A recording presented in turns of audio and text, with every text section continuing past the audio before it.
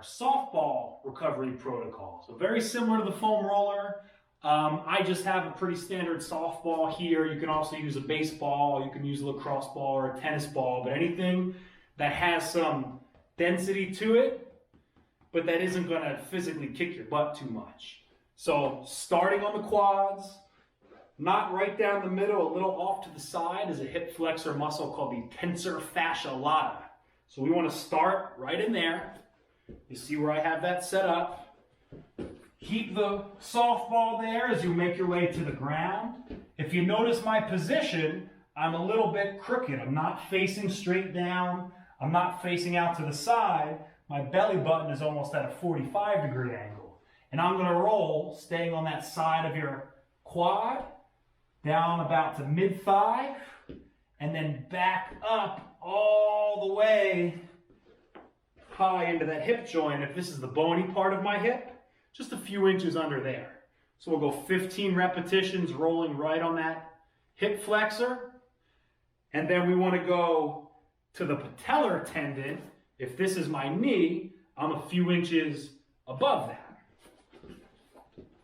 So face down, keep tension right in the middle of that thigh, and you're going to go 15 leg curls as soon as you find a knot with the balls. You might have to maneuver a little bit. Oh, there's a knot.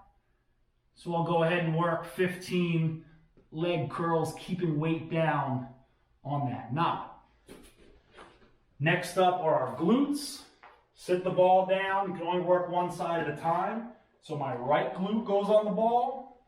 I'm going to keep both feet flat and my right hand down as I just move that ball over anything that I would consider part of my glute muscle. When you find a knotty spot that kind of takes your breath away, try to catch some deep breaths and see if you can get that muscle to relax a little bit. Working down the leg, next up is our hamstring. Right where the glute meets your hamstring, that's where you want to start. Put some weight down. I'm going to lift my butt up, and I'm working left to right, trying to find some spots, again, that almost take your breath away. So left and right, I'm also moving up and down the thigh. When you find a spot, focus some time and attention on it. And just like the glute, focus on some deep breaths to try to get that tissue to relax. Last on the lower body are your calves. You're going to start right in the middle, and you're going to go left and right. You see my foot and knee rotating, looking for spots that are knotted.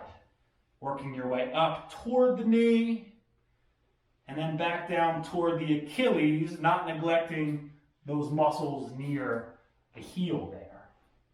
Then onto the upper body, similar two spots, the lats and external rotator cuff, and then the pec and internal rotator cuff. So right on the back of the armpit, should be a meaty spot back there. Set the ball right on it. Come down to your side.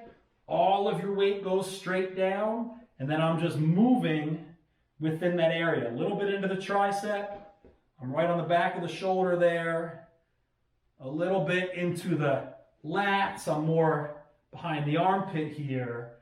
But just see what spots really stick out and spend a majority of your time there. Last but not least, the pec muscle. Again, that pec goes from your sternum all the way out to your shoulder. It really connects on the humerus here. And then right below the collarbone, back to that sternum. It makes a big triangle. We want to hit all of that with the softball. So arm out to the side. My weight is down. It's a little clumsy on the floor. And I'm just working all through that pec. Spend some time with your arm out in a T, your arm in a Y, and also your arm internally rotated behind your back. Softball recovery protocol.